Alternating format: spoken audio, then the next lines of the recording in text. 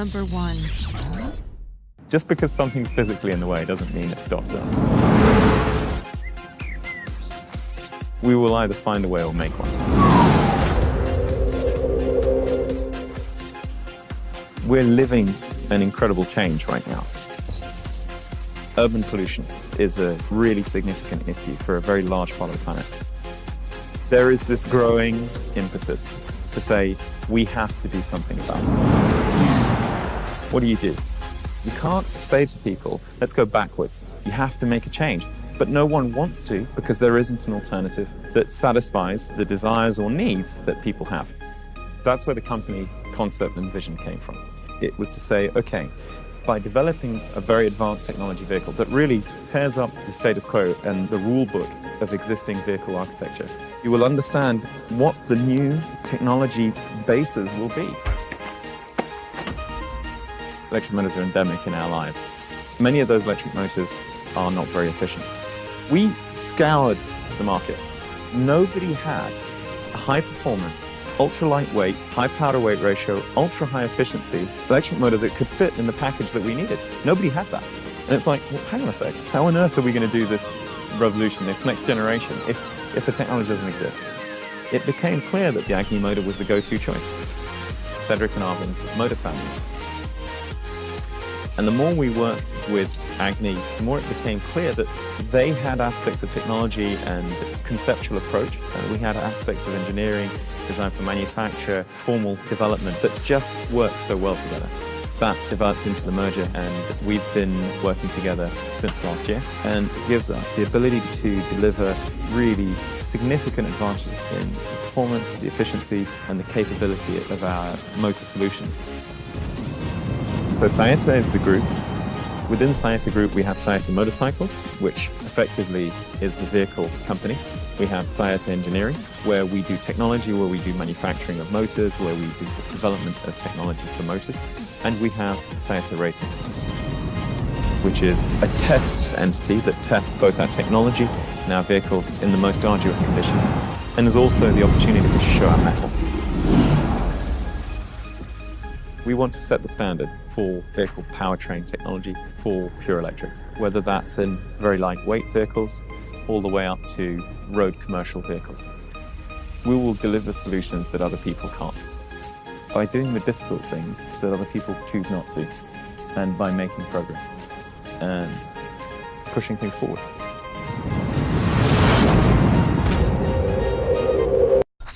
Number 2.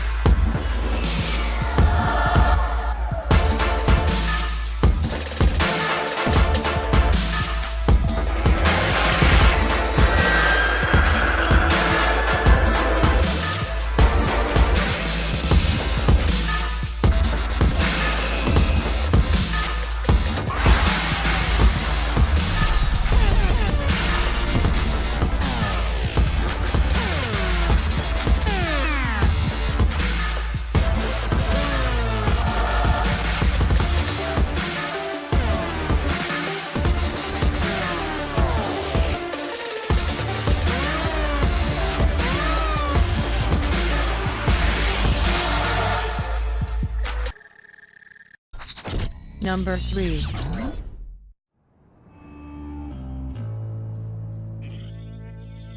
freedom and ingenuity has always shaped our nation and our place in it.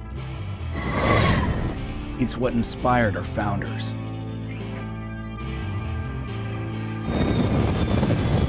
It compelled us to answer the call to serve. It united people around shared passions and inspired generations to express themselves. We share the same promise of freedom and the same desire to expand it. That's the inspiration behind Project Livewire. When it comes time to shape a next generation, we rely on American ingenuity and the very same people who got us here. You. Harley-Davidson's first electric motorcycle, only on the Project Livewire Experience Tour. Join us for the ride. Number 4.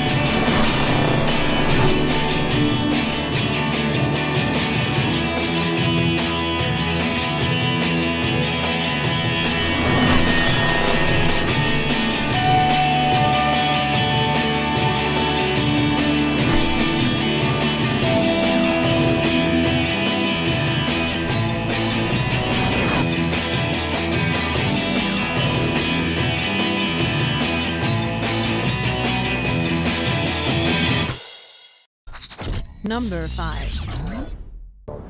At Lightning Motorcycles, they're building the next generation of Superbike. When it went on sale, the LS218 became the fastest motorbike you can buy, quicker than any petrol-powered monster from the big names of the industry. It's the battery-operated brainchild of engineer Richard Hatfield. The LS218 set a land speed record at Bonneville, two-way average of 215.96 miles an hour. 215 was the average speed over 2 runs. On its fastest run, this baby clocked a speed of 218 miles an hour. This makes it not only the fastest electric bike, but the fastest production bike, period. The secret to the Superbike speed is its simplicity. By keeping things very simple, it allows more of the power that's made to get to the rear wheel for acceleration. It allows the bike to be lighter, to be more efficient, and more powerful. In the machine shop, engineer Chris is building the latest incarnation of the electric motor. Inside a cast aluminium housing called the stator, a whirling rotor will turn at 10,000 revolutions per minute. That spinning motion turns the chain, which transmits up to 200 horsepower straight to the rear wheel. The problem with combustion engines is that they have hundreds of moving parts, which over time stop working or wear out altogether. With an electric motor, there's only one moving part, the rotor. When you want to slow down on a normal bike, you apply the brakes. Brake pads press against the wheels, converting the bike's motion into thermal energy, or heat. The bike slows down. The energy is lost.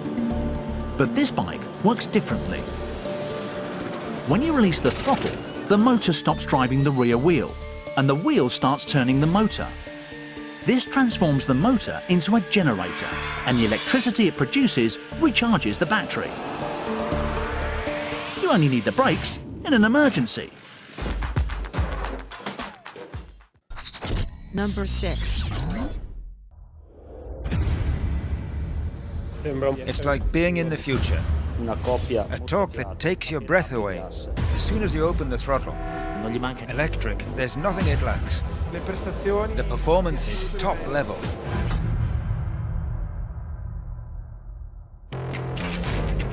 Alessandro Severi, fashion expert. It was a revelation to me. Great fun, very fluid. In some ways I would say much better.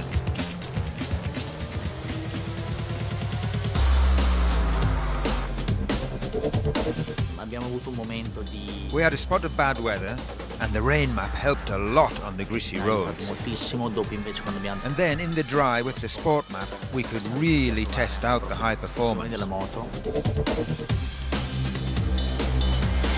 If there started to be a network of rapid charging stations globally, that's the direction to go in.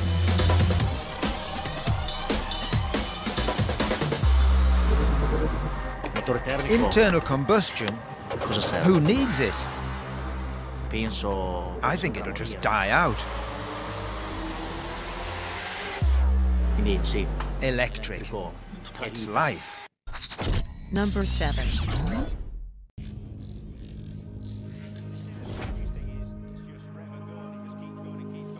As you can see, the Victory team are extremely happy. Lee Johnston's done them a good job. What a great day for Victory.